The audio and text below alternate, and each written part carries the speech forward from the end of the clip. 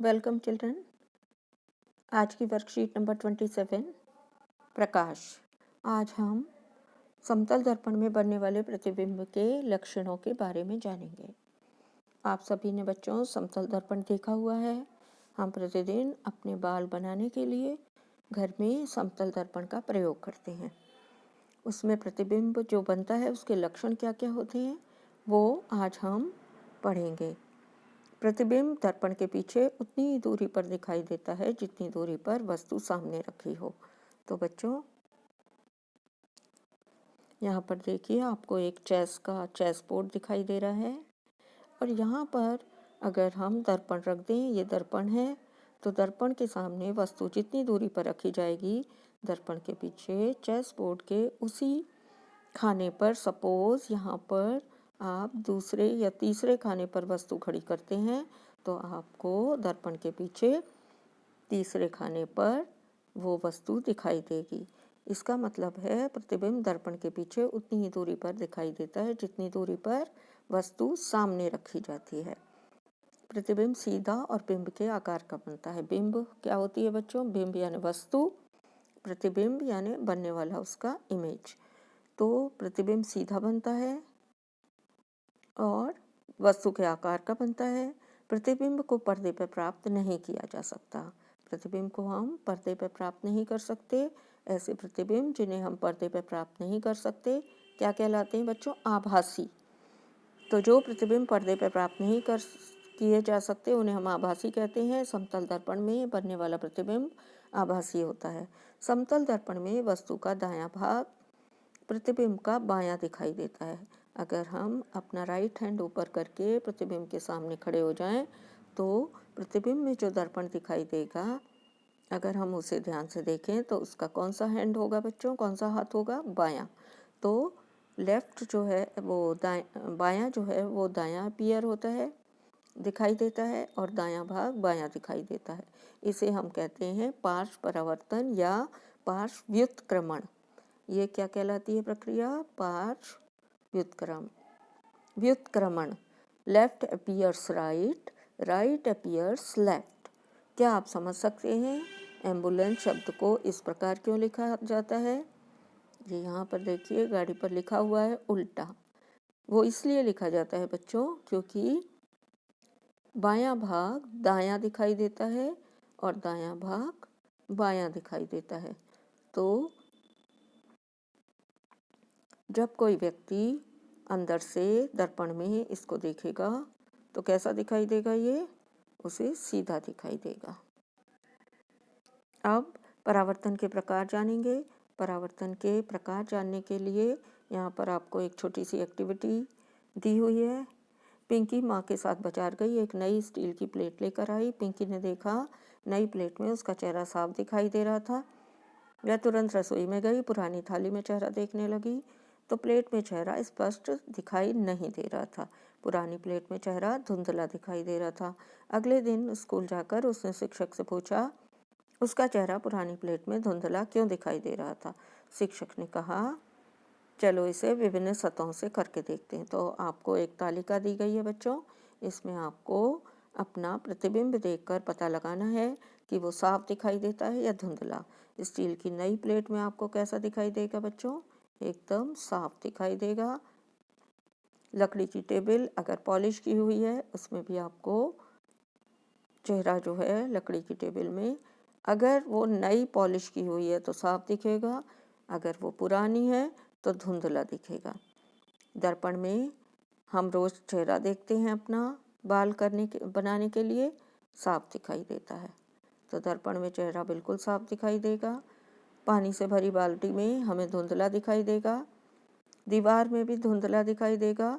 चिकनी टाइल्स पर हमें काफ़ी हद तक अपना चेहरा साफ दिखाई देता है, क्योंकि सतह जितनी ज़्यादा चिकनी और चमकीली होगी हमें अपना चेहरा या किसी वस्तु का प्रतिबिंब उसमें साफ दिखाई देगा। तो ये किस बात पर निर्भर करता है बच्चों? सतह के चिकनेपन पे और चमकीले। अगर सतह आपकी चिकनी और चमकीली है तो उसमें हमें चेहरा या किसी वस्तु का प्रतिबिंब साफ दिखाई देता है। प्रश्नों के उत्तर देखते हैं। पहला प्रश्न है, समतल दर्पण द्वारा बनने वाले प्रतिबिंब के कोई 4 लक्षण लिखिए। आपको ऊपर लक्षण दिए गए हैं, आप उनमें से कोई भी 4 लक्षण लिख सकते हैं। समान आकार का बनता है, सीधा बनता है, पार्श्व परिवर्तित बनता है, बायां भाग दायां दिखता है, आभासी बनता है। उसके अलावा आप ये भी लिख सकते हैं कि वस्तु को जितने आगे दर्पण के जितनी भी आगे रखेंगे, जितना दूरी पर, उतनी दूरी पर दर्पण के पीछे प्रतिबिंब बनता है। अंग्रेजी वर्णमाला के वो अक्षर लिखिए जिनके प्रतिबिंब बिल्कुल उन्हीं की तरह के बनते हैं, अर्थात पार्श्व परिवर्तित नहीं होते। तो बच्चों, इसके लिए आपको क्या करना पड़ेगा, अंग्रेजी वर्णमाला के अक्षर को ध्यान से उनके बारे में सोचना पड़ेगा। तो हम कैसे पता लगाएंगे ये, जिनका बायां और दायां भाग एक सा होता है वो लक्षण, वो लेटर आपको प्रतिबिंब में एक से दिखाई देंगे। तो ए बी आपको उल्टा दिखेगा। बी कैसा दिखेगा बच्चों, बी ऐसा दिखेगा, बी ऐसा दिखेगा। सी भी उल्टा दिखेगा, डी उल्टा दिखेगा, ई उल्टा दिखेगा, एफ भी उल्टा दिखेगा, जी भी उल्टा दिखेगा, एच आपको समान दिखेगा। तो आप अगर इसको काट दें तो ये वाले लेटर आपको समान दिखेंगे, बिल्कुल वैसे ही दिखेंगे। एच, आई भी आपको वैसा ही दिखेगा। इसके बाद आपको एम वैसा दिखेगा, ऐसे का ऐसा ही। ओ भी आपको बिल्कुल ओ जैसा दिखेगा। टी आपको बिल्कुल टी जैसा दिखेगा। इसके अलावा यू आपको बिल्कुल वैसा दिखेगा। वी भी आपको बिल्कुल वैसा ही दिखेगा बच्चों। डब्लू भी आपको बिल्कुल वैसा ही नज़र आएगा। इसके अलावा एक्स, और अगर वाई को आपने ऐसे लिखा है तो आपको वाई भी वैसा ही दिखाई देगा। अगर आपने वाई को ऐसे लिखा है तो ये उल्टा दिखाई देगा। तो यहाँ पर ये हो जाएगा। तो वाई अगर इस तरह बनाया गया है तो वो आपको वैसे का वैसा ही दिखेगा। तो आपको ये सभी लेटर वैसे के वैसे दिखाई देंगे जैसे आप दर्पण के सामने रख रहे हैं, परंतु कुछ लेटर आपको उल्टे दिखेंगे। वो कौन कौन से हैं उल्टे दिखने वाले हैं आपके, इन्हें हम उल्टा नहीं कहते, पार्श्व परिवर्तित कहेंगे बच्चों। तो पार्श्व परिवर्तित कौन से दिखेंगे,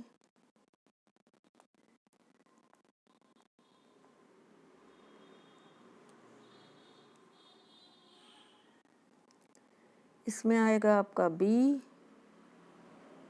सी, डी, ई, एफ, जी,